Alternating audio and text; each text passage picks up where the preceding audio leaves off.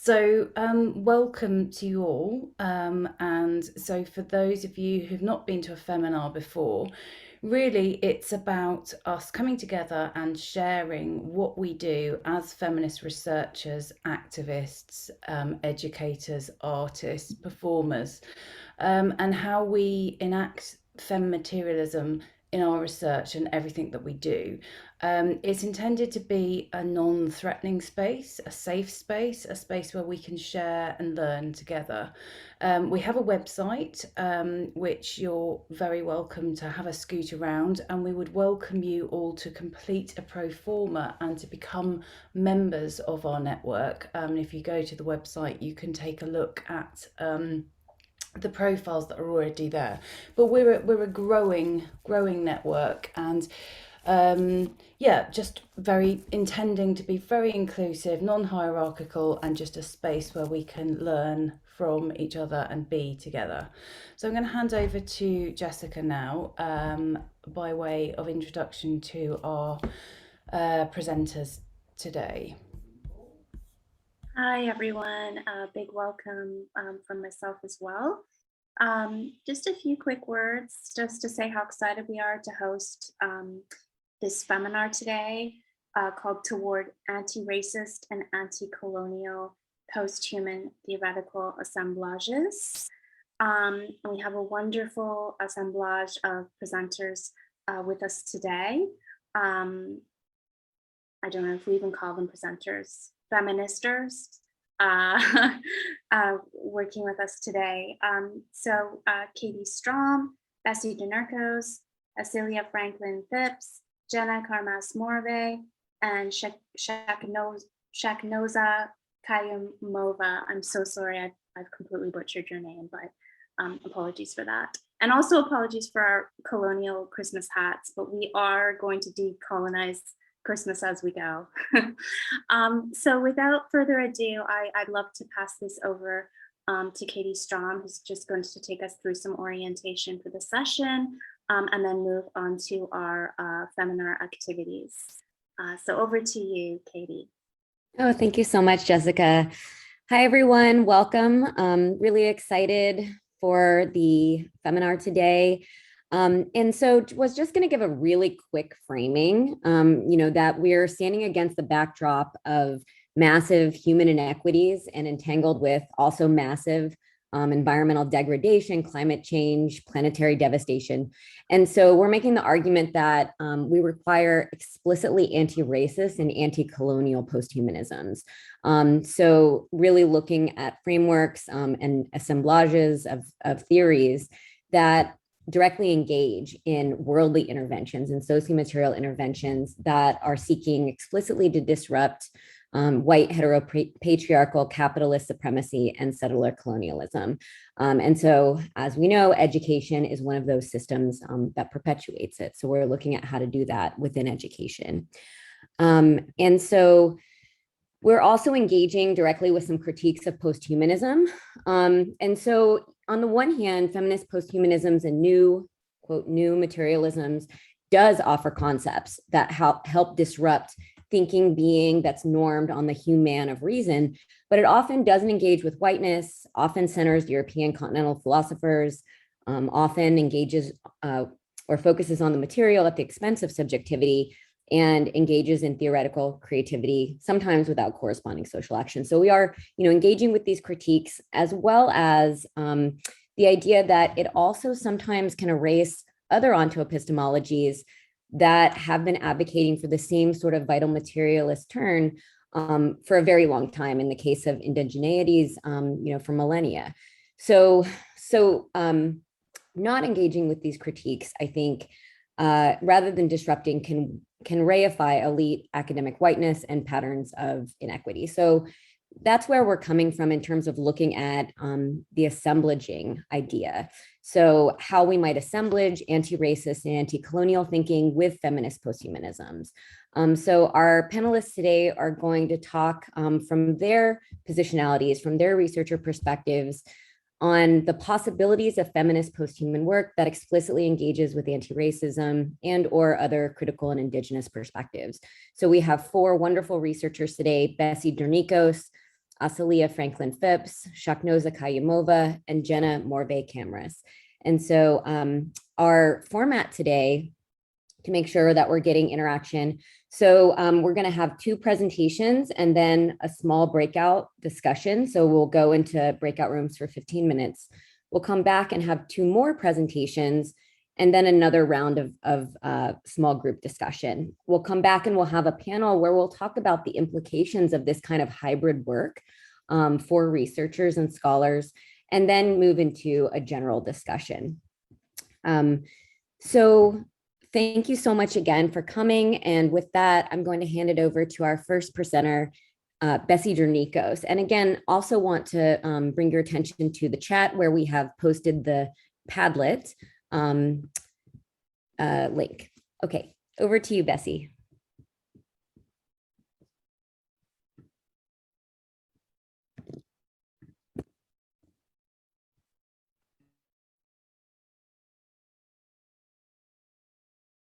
Bessie, you're muted. I have been muted this whole time. I apologize. Sorry about that. Hi, everyone. I'm Bessie. I just shared my screen. Can you see it? Awesome. Okay, great. So I am, this works. So here is the provocation we were given to think about what are the possibilities for feminist post-human work that explicitly engages with anti-racism and our other critical Indigenous perspectives. So I thought I would just talk a little bit about my own experiences coming into this work and where I am now. I finished my dissertation in 2015. I graduated from Columbia Teachers College. I see a few TC people on the call, so hello everyone. To be quite honest, my interest in post-humanisms, specifically with affect theories, it wasn't immediate. When I started my dissertation mini study, for example, I wasn't quite sure I was going to be thinking with, although I did know that I was interested in the possible ways gender discourses shape literacy learning.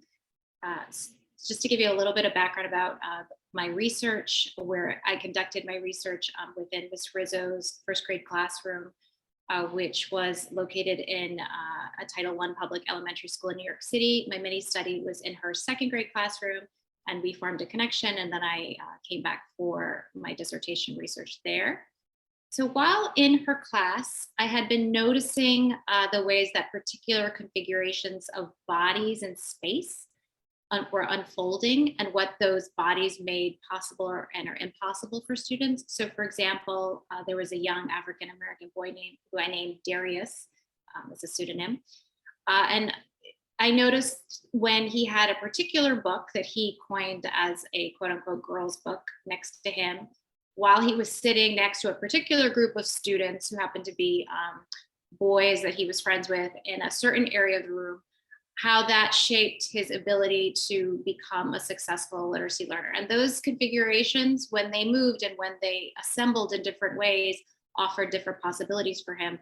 And so after I was observing these configurations at work, I didn't know at the time what to name them, but I became fascinated with this idea of literacy as an effective entanglement, or what I would later come to understand as an assemblage of bodies and ideas and texts and thoughts, etc.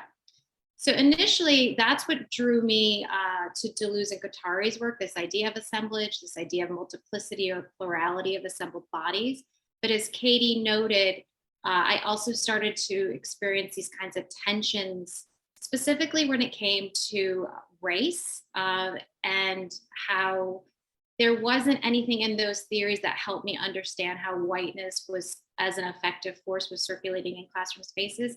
And it really began to trouble me because I saw that certain bodies, certain students were positioned as unsuccessful readers, despite the fact that they actually had no real difficulty with reading. So over the past few years, I found myself still thinking with a theory of assemblage, yet alongside the work of other critical theorists who explore gender and race in more nuanced ways. So for example, the work of Sarah Ahmed, particularly the work of Ashton Crawley. I love his work, I cite him quite often. Alexander Whaley, this is just to name a few people.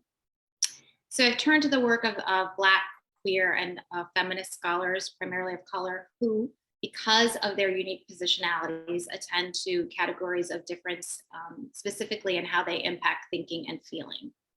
So what I wanted to do is just to give you a sort of broad sense of what I look at or what I explore in my research. And then I thought I would just read a little vignette from an article I published to give you a sense of how these kinds of shocks to thought came up for me. Oftentimes, something would happen in the classroom that would disrupt my thinking or my ways of knowing and being. And I would start to be troubled and then look to different theories or theorists to help me not understand in the sense of, this kind of rage for explanation that McClure talks about, but to try to find more equitable ways to think about literacy learning. So within my work, I explore how white supremacist forces subtly move within classroom spaces through a host of bodies and sounds to reinforce processes of effective assimilation or demands for the first graders in the classroom that I was working with to quote unquote feel white. And that's Matthias's term. But I sort of build in that to think about how white feelings are produced and reproducing sort of these hierarchical structures of feeling or structures of dominance, how whiteness becomes the normative standard for feeling, thinking, and doing in classroom spaces, and how that links up not only to humanity, but also the ideal learner, specifically the ideal literacy learner. So I'm particularly interested in attending to how sounds, or as well as the insistence on silence, that is sound directed in a certain way, circulates within, I was looking at Reader's Workshop, but within literacy structures to discipline students into quote unquote white affective rhythms. And I also look at the way that students who did not consume or produce the sounds of whiteness, for example, not using their phrases that the teachers would often use in school, their ready minds, right? Their rational minds to still their quote unquote noisy bodies, how they were initially labeled as quote unquote struggling readers. But at the same time, I also show how students resisted those norms through various affective attachments and how those enabled new affective entanglements between humans and non-humans that disrupted the school's mandated literacy curriculum and racialized identity scripts, thereby opening up opportunities for struggling readers to then become seen as successful readers. So in essence, I attempt to highlight alternative forms of knowing, being, and doing that are made possible by attuning to otherwise frequencies or possibilities. So I'm really thinking about space-time disturbances that put us out of tune with that man, capital M, and in tune with non-white frequencies or futurisms, which I define as competing soundscapes that allow educators to experience alternative realities where other ways of being human, other ways of being literate are not predicated on capital man and sociocultural racialization, what Crawley might refer to as feeling otherwise. Okay, so what I wanted to do now is just take you through a little vignette of a moment where one of these shocks to thoughts happened. So in this scene, I am in the back of Ms. Rizzo's classroom and Reader's Workshop is taking place. Hopefully this sound will work. Okay, great. So it's down the street, I hear the sounds of the sidewalk come alive, getting closer, eventually leaking through the tiny window crack, rising up to meet me.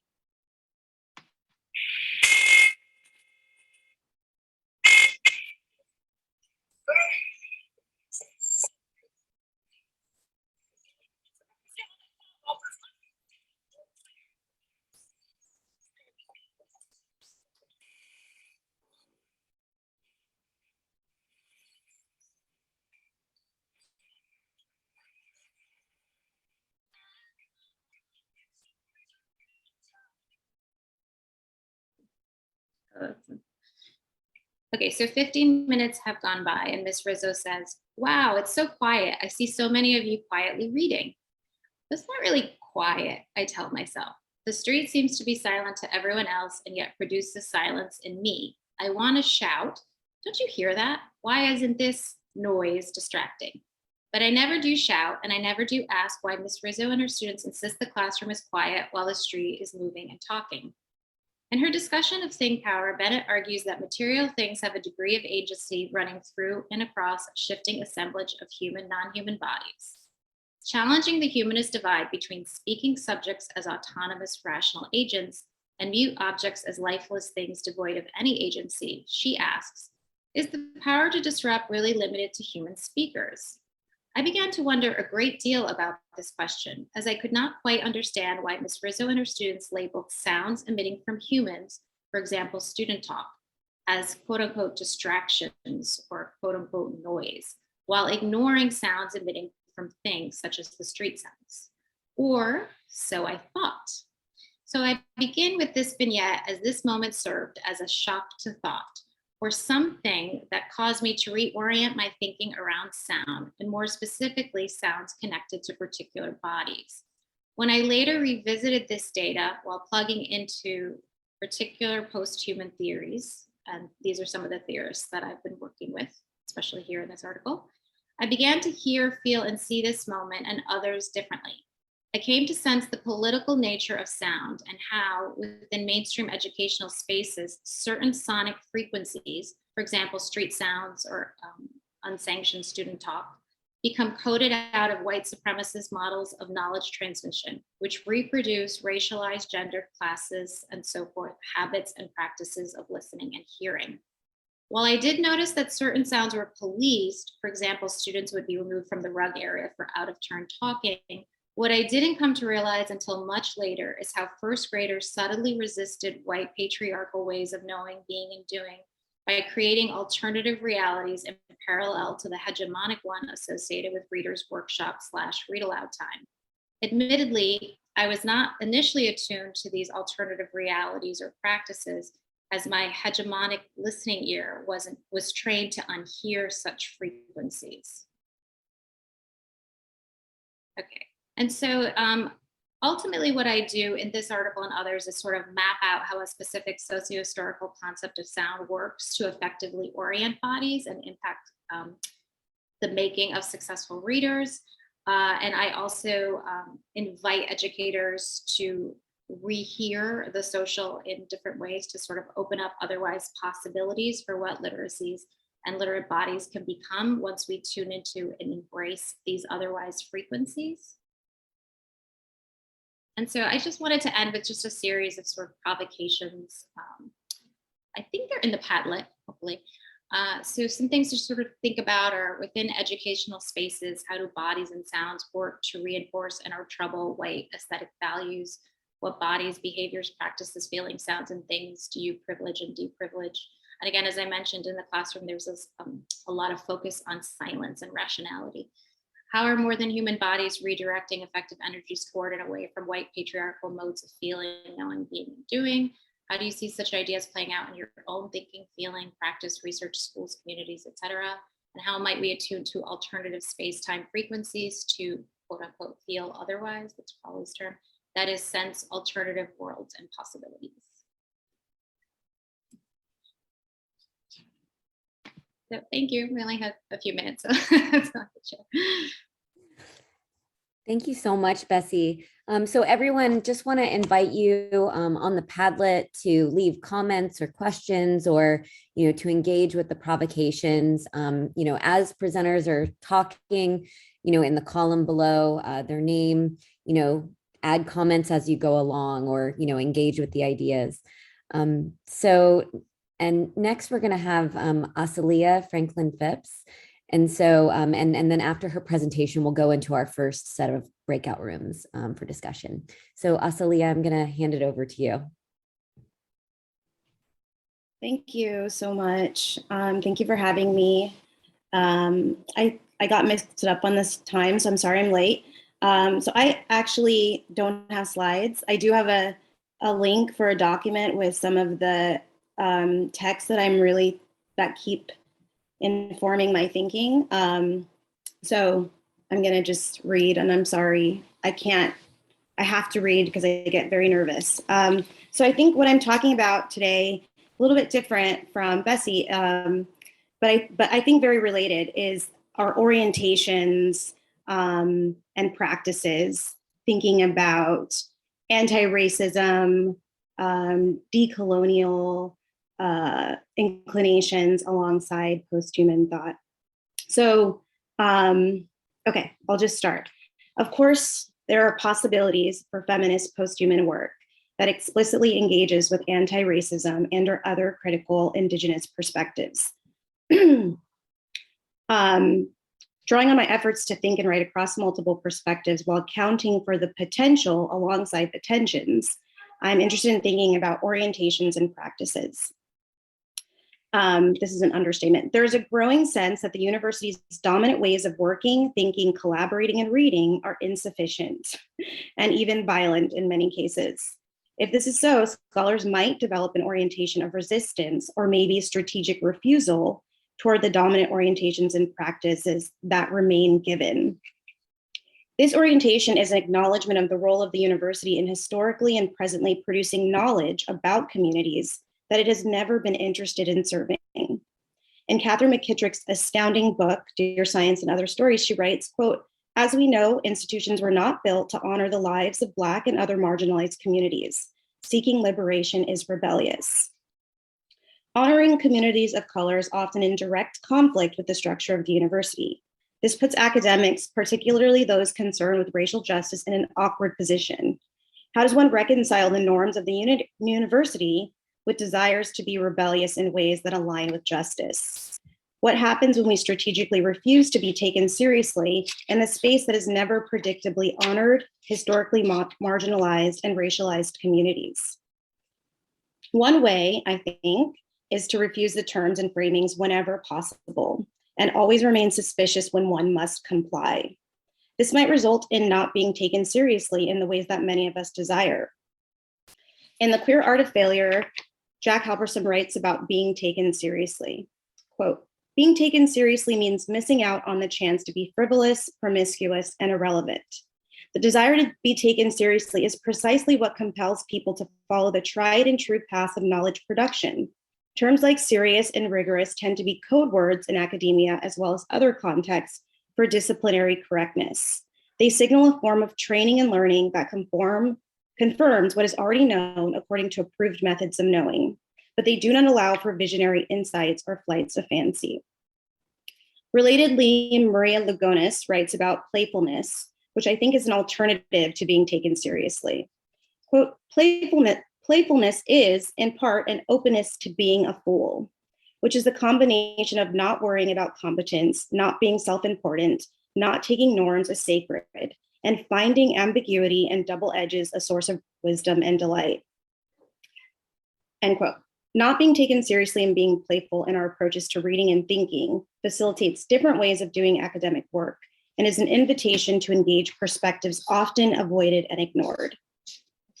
If one is concerned with meaningfully engaging the perspectives of communities historically and presently ignored, work too aligned with the words and deeds of the university, work that is widely regarded as rigorous and serious, work that is consumed by the same forces that are unable to predictably engage Black, Brown, and Indigenous intellectual perspectives, will also be in tension with liberation and justice. Starting from this places implications on what scholars spend their time doing and for what. An orientation of suspicious and a willingness to be rebellious reveals interesting routes, but also many dead ends. This leads me to my second point, which is one that is concerned with a practice that expands the possibility or use of working across critical perspectives. Catherine McKittrick, again, writes about reading and citation, knowledge, ownership, and collective intellectual entanglements and trajectories. This is a sort of a little bit of a long quote, but I think it's worth it. What if the practice of referencing sourcing and crediting are always bursting with intellectual life and take us outside ourselves?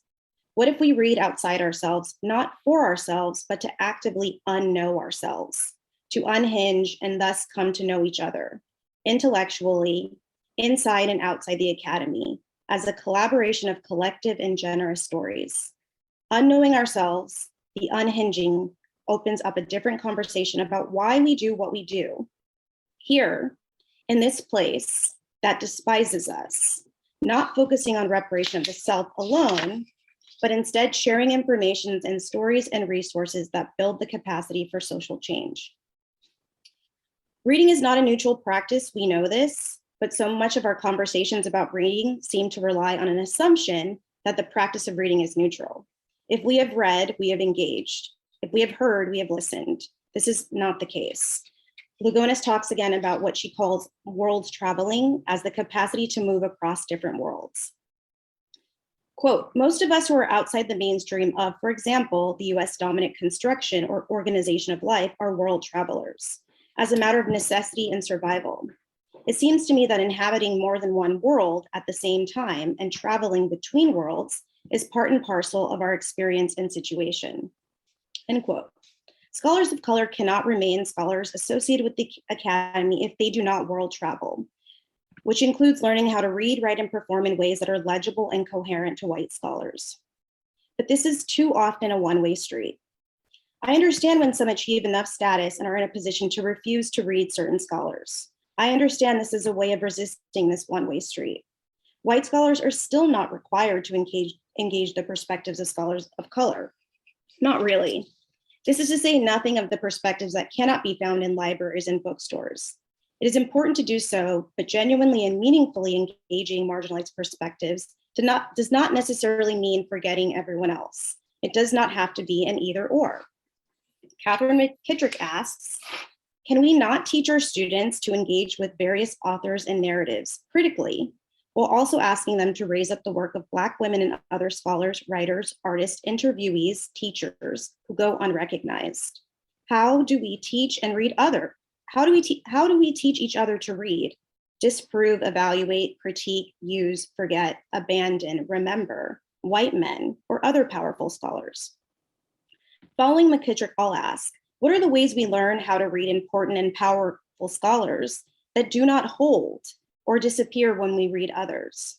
Is it enough to read, or might we interrogate and consider how we engage scholarship, narratives, and ideas that come from places that many are used to ignoring? Is it enough to pick up a book or watch a film? Does rethinking and reimagining happen automatically? Can one learn to read in ways that resist what Paul C. Taylor calls whiteliness, which are ways of, quote, interpreting, navigating, and inhabiting in ways consistent with white supremacist ideology? I think it's possible, but I do not think it is automatic. Juliet Dessing offers further insight on these questions in her description of what she calls vulnerable reading. This is, quote, an open, continuous practice that resists foreclosures by remaining unremittingly susceptible to new world configurations that reading text, literary, artistic, philosophical, and political, can begin to produce. Vulnerable readings resist disciplinary enclosure, refusing to restrict in advance how and where one might wander through textual engagement. Okay, so I'm concluding now. If we could care about racism and related injustices and are committed to resisting the ways that racism and related oppressions have ordered our world, we have to engage the thoughts of people who think and write about racism in deep, ongoing ways. If we care about anti-colonial practice and politics, we need to read people who think and write about colonialism in deep and ongoing ways. And I think this needs to be done with the same seriousness, attention, and time given to white scholars that have achieved a status that allows them to be taken seriously. I think that if we can't do this, maybe everyone doesn't need to do it, something is not always better than nothing. Thank you.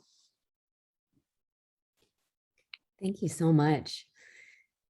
So we're going to do some processing. And so we're going to go into small groups of 4 or 5.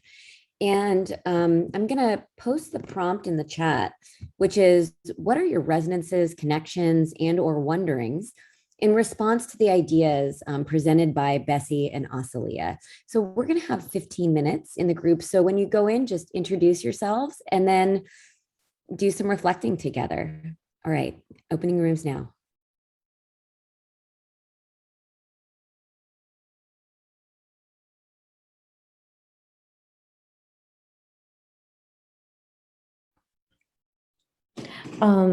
So I also wanted to take a similar approach and to talk about a little bit about how I came into feminist new materialisms and how my own positionality and the place from which I was trying to make sense of the world really kind of connected to the ideas in new materialisms, feminist new materialisms, and at the same time how as I worked in this space, I was also questioning whether or not it was really kind of doing the kind of things that the Katie in the beginning of her presentation speaking about in relation to challenging whiteness, in relation to really taking stance towards the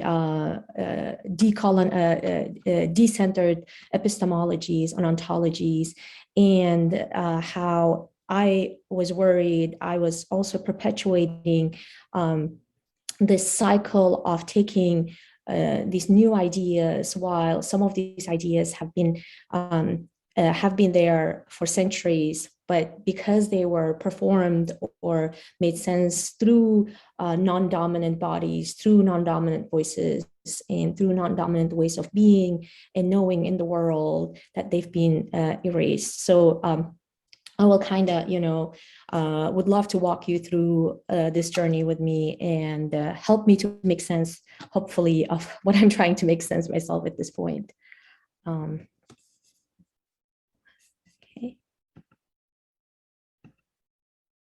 So I often have a tension in the space to really talk about the ways in which affect, the ways in which human, non-human, and more than human bodies operate, but at the same time, being cognizant about the fact that I come from non-dominant background myself. My language, my body, the ways in which I perform my body often puts me at the margins, and I struggle with the fact, with the ways in which my humanity has not been recognized. And the space that I work in is STEM education, and I work with multilingual learners who come from Black and Brown and Indigenous backgrounds, and when I recognize and see how their bodies and their voices are also decentered, this idea of how do I do feminist new materialisms work at the same time, recognizing, legitimizing, and centering the children, youth, and the communities whose humanity has been decentered. So one of the ways in which I've been trying to do it is really kind of working with the text at the same time with the graphics, so that I could show that there are, there are voices and the bodies that are central to our work, that work in assemblages with the other non-human and more than human bodies, but yet at the same time kind of recognize my own positionality. So it all started when I was doing my dissertation in one of the southern states in the United States, predominantly white, and I was working in a school with the science teachers who were working with predominantly multilingual students from Latinx backgrounds. And I was interested in studying the ways in which power and privilege worked in these spaces, and how deficit-based discourses about multilingual Latinx students were limiting their participation in robust science. And I started doing field work. I was both participant and observer in this space. And I have started noticing how classroom learning was full of affective and bodily movements, a lot of which had to do with the ways in which children and teachers would make sense of the science, make sense of the world, and make sense of the phenomenon in the world. However, when it came to really measuring those sense-making and meaning-making mechanisms, a lot of which were measured by the assessments that predominantly used the language. So I would write down my field notes and then go back to a coffee shop or go back to my house and trying to make sense of the data in front of me. And as I was doing this, I also realized how I would take on this position of an observer, take on this position of a hierarchically person in power who who would engage in this modes of making sense of other people's bodies and the affect from my own observational perspectives. So during these visits, I would write down and I would record all of my observations. And I would notice how discourses that frame classroom learning based on achievement discourses in the context of the United States were really affecting the ways in which teachers would make sense of their students' learning or would make sense of what was happening in the classroom in ways that often marginalized many of the Latinx students. I would constantly write down about those affective and bodily moments, but then I would get worried that I'm not following my dissertation proposal research questions. I would often ask myself, I'm supposed to be following my plan and pay close attention to the teacher's instructions, decisions, discursive reasons, and rationalities, analyze their discourses. Yet, majority of the things that I could see would have to do with the ways in which the bodies and affect would operate in the classroom. I felt, a lot of discomfort and tension. And at the same time, I was the one who was sitting quietly during the observations, interviews, and writing down things as a data on behalf of this, affects and bodies of the real, quote unquote, real humans.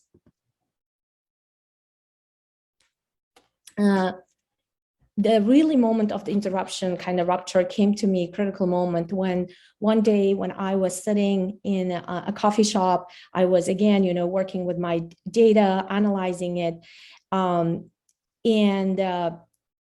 it was at the university building, and everybody who comes to that place, we all know the rules of the place. Everybody is quiet, everybody works very hard, people come to study in that place. And suddenly, a man and a little girl came into to the room.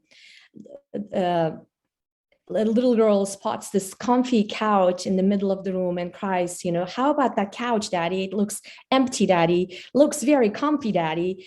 And suddenly, it broke that silence that we were all trying to engage in.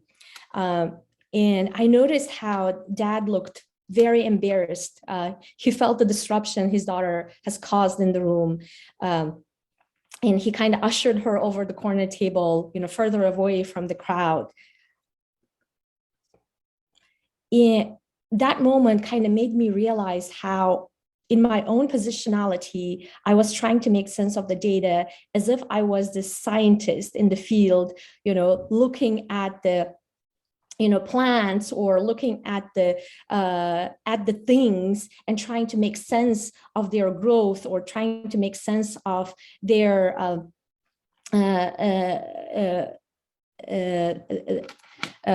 growth.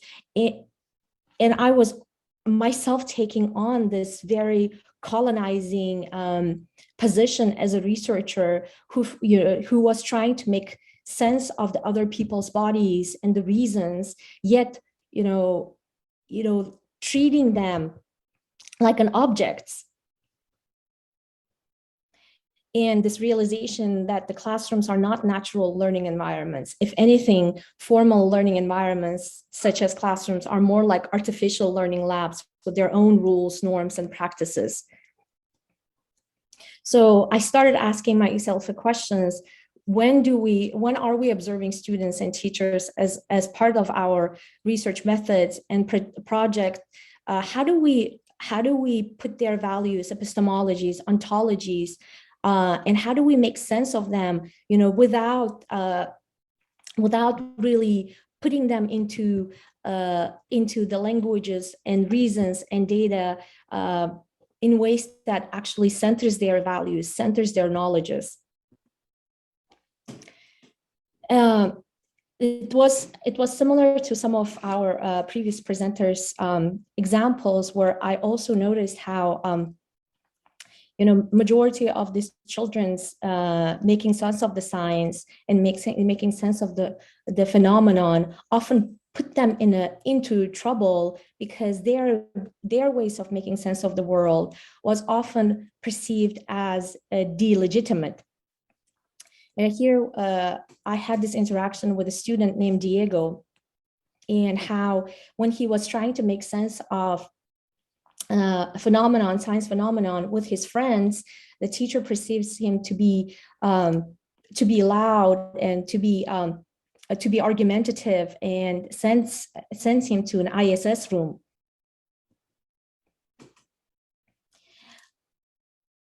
And the ways in which he ends up in the ISS room, and the ways in which students made sense of what it means to be a science person in this space, had to do with so much of how to carry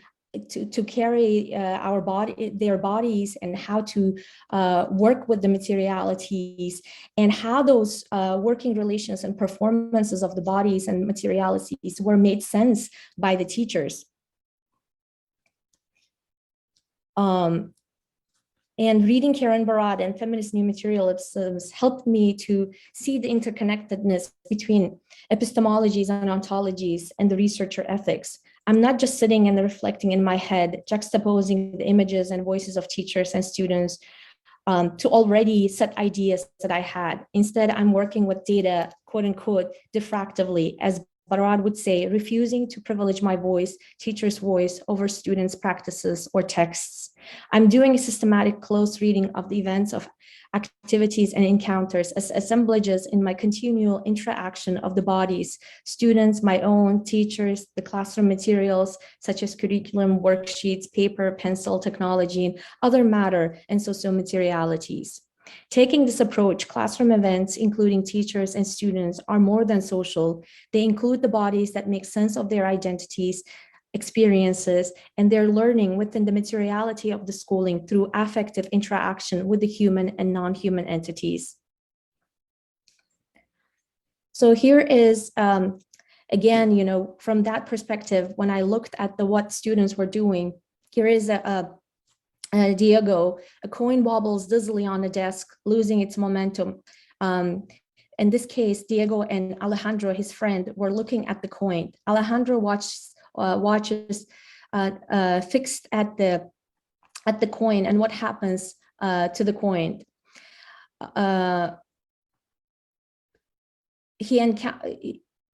As I encounter this interaction between student and the materiality, the teacher comes in, and then she stops the coin from wobbling, because she perceives that the kids were playing with the coin, while in fact what was happening, they were trying to make sense of which coin and how fast would land onto the ground, which had to do with much, if we pay attention, it involves concepts of motion, rest, frequency, friction, gravitational force, and energy. As I started writing down these observations, I had a very hard time to really talk about these observations in ways that would decenter students' voices. So my questions more to the group is, how do we operate, and how do we work from new materialisms, feminist new materialisms perspectives, while thinking about decentering the humans especially when it comes to groups and humans whose humanity hasn't been centered in the world. How do we talk about the delegitimizing the voice, delegitimizing the bodies, especially in relation to the bodies and the voices who are already, whose positions and whose legitimacy is already questioned in the world.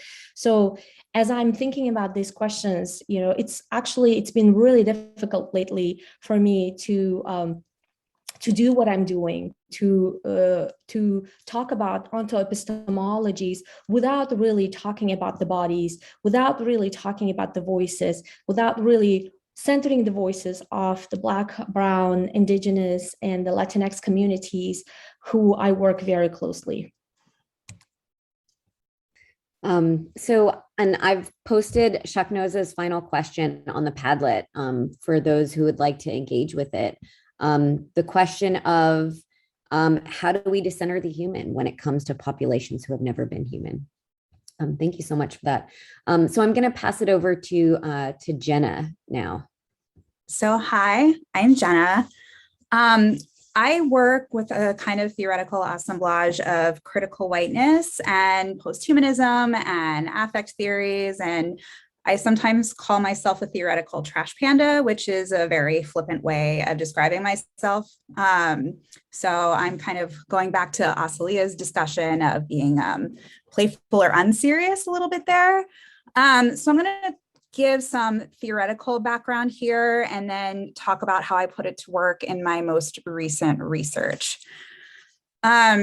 So critical race theorists in the US start from an assumption that racism is normal in US society and it's endemic to social governmental structures. Critical whiteness differs them from that because it focuses on making whiteness itself visible. And when I think about whiteness, I draw from a lot of different scholars, mostly scholars of color or scholars whose whiteness is contingent, like my own. But I think these two quotes or discussions here really encapsulate how I work with whiteness. One, that it's structures and processes that are actively reproduced every day. And two, that these structures and processes are reproduced specifically through kind of a group of actions, practices, and beliefs. So whiteness is not a static social construction, and who counts is white as very dependent on context. So the context where I live and work and research is Cincinnati, Ohio, which is this nice little blue area in the lower left corner of the state.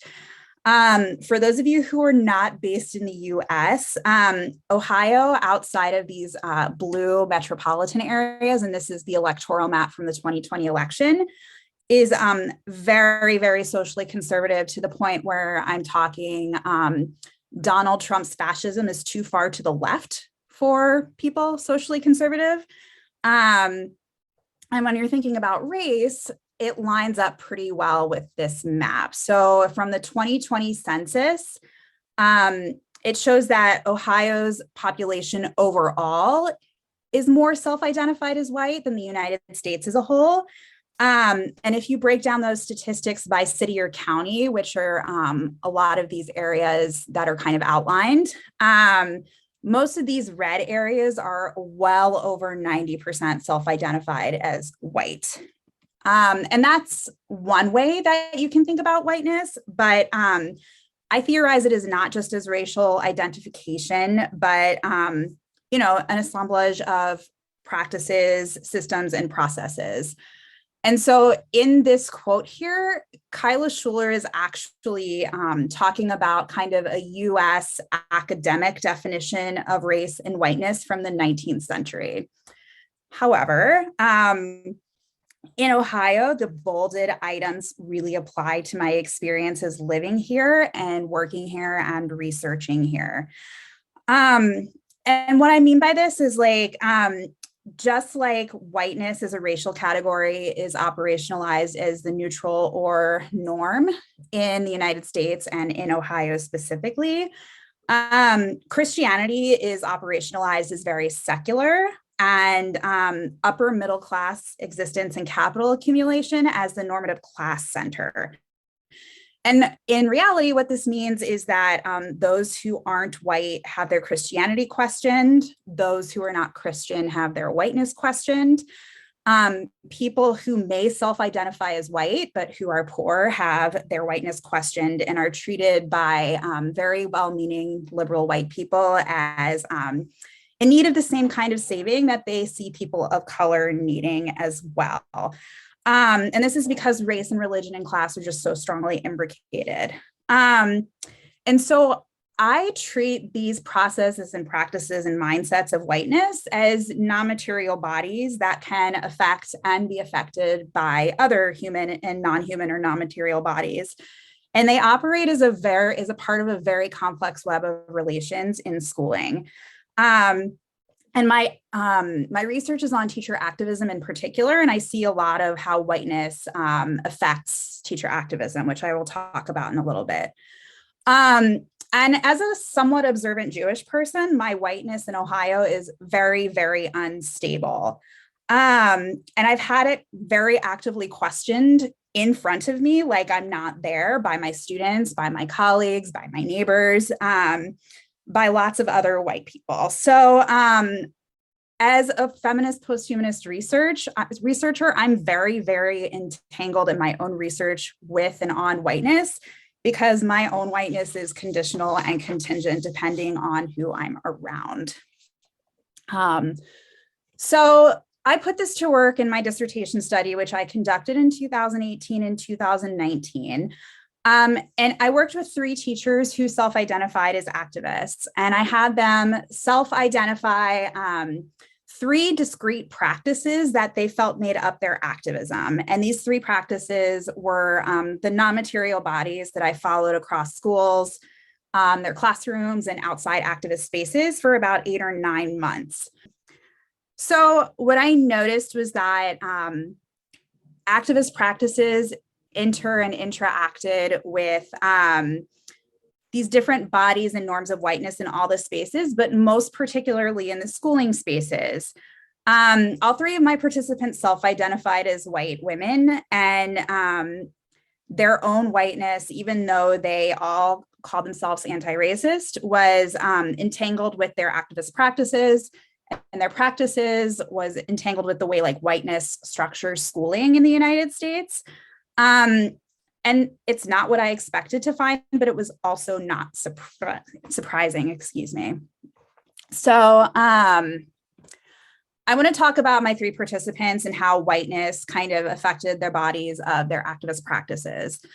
So the first one was where whiteness kind of diminished the capacity of activist practices. So I had one participant, Kara, who is a social studies teacher, and she claimed that one of her practices was teaching others to think critically. And this was a practice that she didn't always tell me she was doing when we had our discussions during and after times when I was with her. But the one time she told me she was going to implement her practice of teaching others to think critically, she didn't actually do it. So she was showing a documentary to her social studies class in high school about anti-Semitism, and it was on the Monday after the Tree of Life synagogue shooting. And she decided that an act of extreme violence was a really great time to address the casual anti-Semitism that she'd been hearing from her students the entire school year. But she did not ask her students a single question about what they were watching. She did not ask them to think critically. She did nothing. She just put on the video and moved on. And so, that practice of quote unquote teaching others to think critically, what she thought she was doing wasn't actually doing anything to any other bodies. And I actually think that the agency of her, this practice was constrained by bodies of whiteness. And in particular, what I mean by this is this kind of very forced Midwestern politeness. So for those of you who are outside the United States, this region of the United States is known for being very, very, very, very unnecessarily polite. Like when I moved from New York City, I grew up here. And then when I moved back from New York City, I was very, very confused by it. So when I talk about politeness, it means like it's avoidance. It's avoiding talking about race and racial difference. And there's a lot of discussion about whether Judaism is a race, a religion, or a culture. And I don't really want to go into that here, but I used racial difference here specifically because the casual anti-Semitism that I heard the entire time I was in Kara's classroom was nearly identical to the very casual anti-Black racism that I heard from them. Another body of whiteness was avoiding conflict. I still haven't really parsed out whether she was trying to avoid conflict with the one Jewish person in the room, me, whether she was trying to avoid it with her students who really didn't actually know any Jewish people, or some kind of combination. And then there's this framing of Christianity as the norm. And so they had to take special time outside of their curriculum to learn about another religious group and the prejudice that they face after an extreme act of violence. I had another case with a different participant, Mel, where norms of whiteness actually increased the capacity of her practice. And Mel said that one of her practices was frequently calling out racist, queerphobic, or transphobic behaviors. And so one day we were sitting in the teacher's lounge and eating lunch, and there were about 6 or 7 other teachers in there, and another teacher walked in and asked Mel to talk to a student that they shared about a student's behavior. And the behavior that she was concerned about was that he was sitting in the corner of the room and making what she called gang signs with his hands, and sometimes standing up and dancing, and also calling events in US history racist. Amazing. And so her colleague was a white woman, and they were teaching in a school predominantly Black and brown children. And so the whiteness of her colleague's assumption that like moving bodies and moving hands and not staying still in a school had a level of like nefariousness, and the discomfort that a white person had with a Black person calling something racist really increased the capacity and agency of Mel's practice. The atmosphere in the teacher's lounge like totally changed within seconds as Mel was having this, I don't want to say conversation because it wasn't a conversation with the other teacher. Nobody in the teacher's lounge except for me was able to look at them. And I just kind of had a hard time looking away. It was that magnetic. And so also her practice provoked a lot of white defensiveness in her colleague. So she was really upset and kind of weaponized her white lady tears. And it was really a very, very rough situation. And then my last one is actually where norms of whiteness were the capacity of the activist practice. And my participant, Ella, was a white teacher, an art teacher in an elementary school.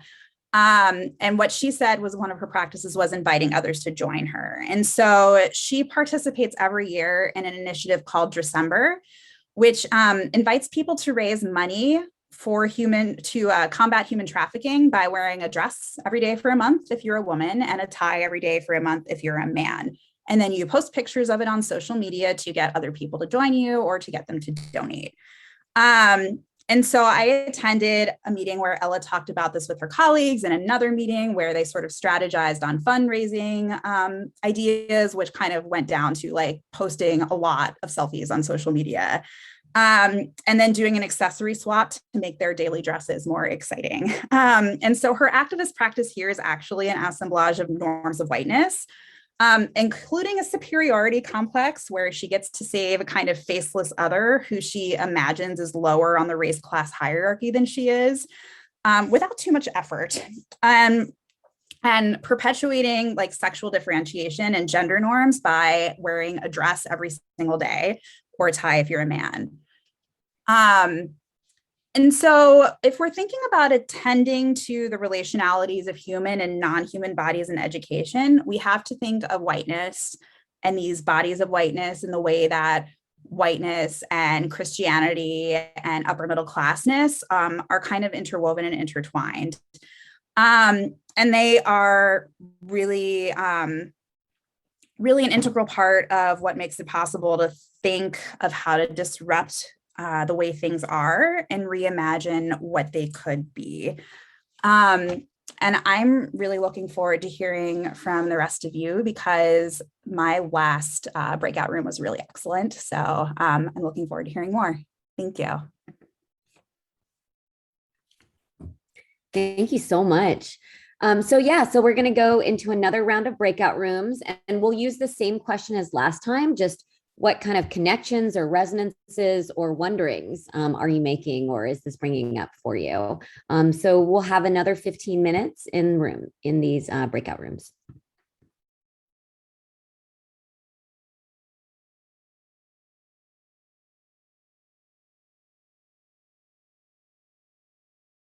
And welcome back. We've got about 20 minutes left. So I'm just going to pose a general question, and I'll invite the presenters to respond, and anyone from the audience, please, any thoughts that you have, enter them in the Padlet, or we can also take questions and chat about it, questions and comments.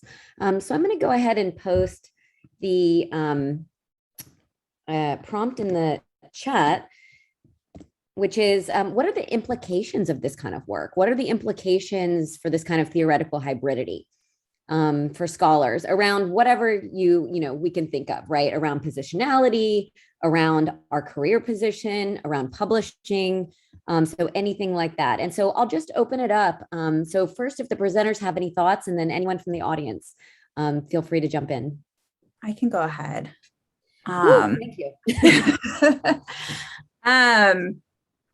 So I'm pretty sure I'm the most junior scholar on this panel. And so I think about the implications of this sometimes for my career positioning and publishing and stuff. And I will say that my graduate program and my current employer, are both totally fine with, very happy for me to have this sort of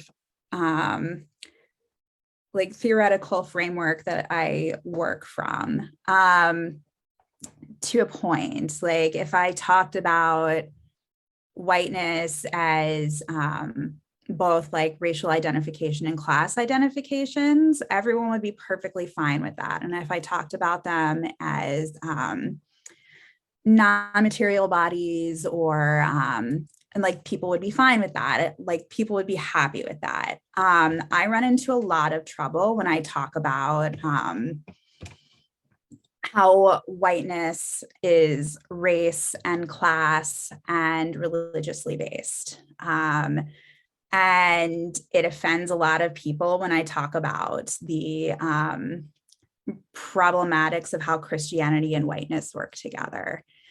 And it offends a lot of people when I say that if I am going to do this kind of research, which is supposed to open up new possibilities for dismantling a lot of these problematic structures, Christianity has to be addressed, because since in the US, Christianity and whiteness are so intertwined, if it's not addressed, we're not going to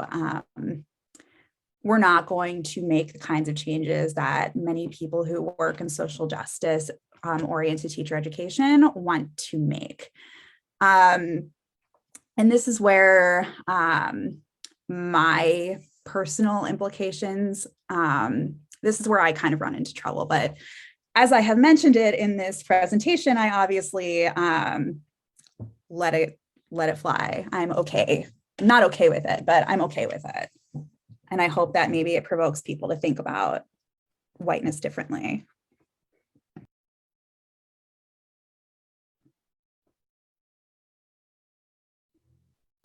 I think that part of one of the things that I do struggle with is reading a lot of education research. And I think that is one area that I don't read enough in often. But there's a lot of the books that I have been reading are doing exactly what we're talking about, are reading across a lot of different theoretical perspectives that are, sure, maybe sometimes in different tensions, but not, right, that are operating under a lot of the same epistemological frameworks or assumptions, and are like adding to a layer, like and so I think it's becoming much more common, maybe not really in education yet.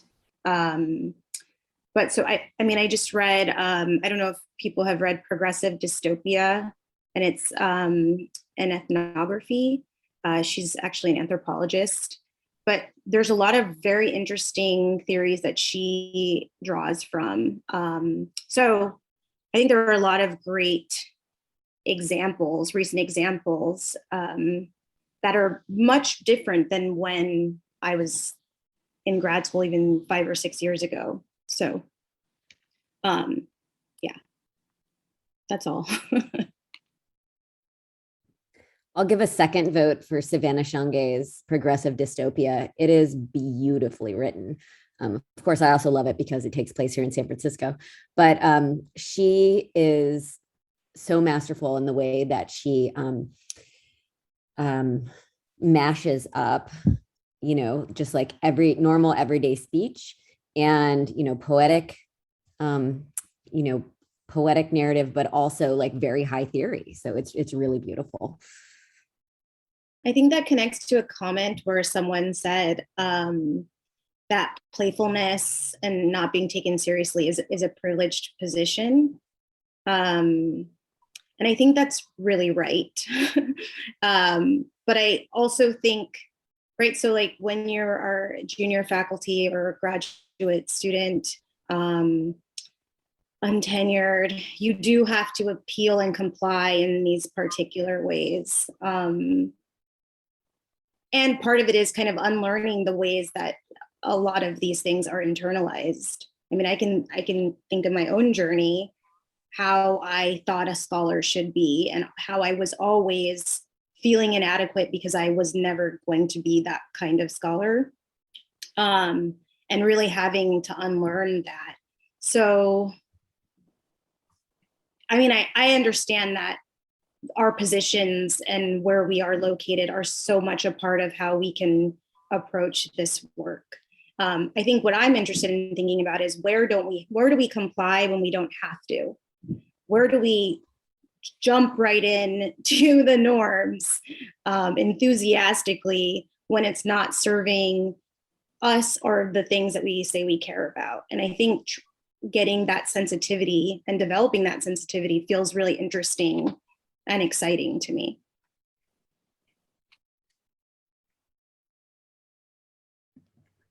I do totally agree. It's lovely to see you, Cecilia.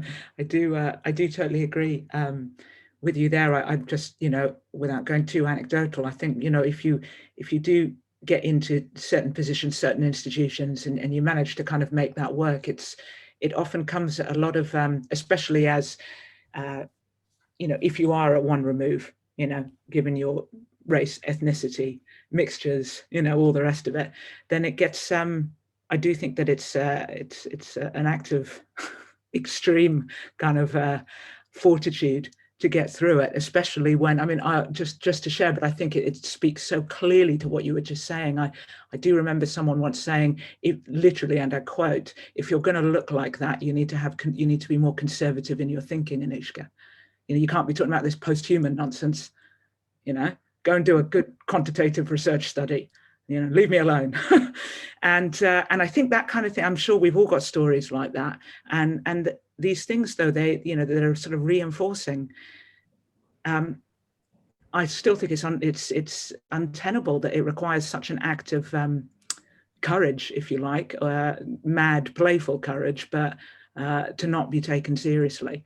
It's something that I do encourage my students to do. And I do think that, I'm quite excited that post-human and new material thinking is gaining tiny little ground in increments. But I do think it's a really long journey to go to. I also find that the sort of critique coming up that I hear a lot, which is that you can't be post-human and do anti-racist work, I find really worrying. I'm so happy for today, to be part, and thank you, Katie, as well, because it's just amazing. I hear it all the time, but it's another way of backhandedly coming through the door and shutting down some of these incredible opportunities for restructuring, how we think, because it is a restructure. That's why I like working with new materialism. It is a restructuring of thinking practices and epistemologies, which to my mind is more in line with Audre Lorde's call to, find different tools. So that's kind of the bandwagon when I'm trying to sort of justify my existence in my institution. That's the kind of drum roll that I beat out.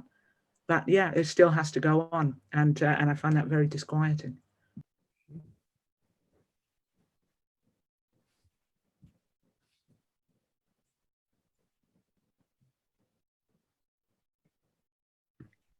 It's also, so I'm in the field of literacy ed, and I think it's also dependent on your field too within education.